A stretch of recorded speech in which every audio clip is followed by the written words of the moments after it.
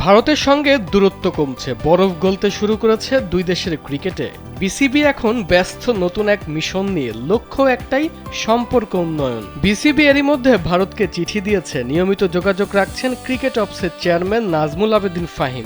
দুই বোর্ডের মধ্যে ফাটল ধরেছিল কিছুদিন আগে। টি-20 বিশ্বকাপ ঘিরে তৈরি হয়েছিল নাটকীয়তা, সেই তিক্ততা এখন অতীত হতে চলেছে।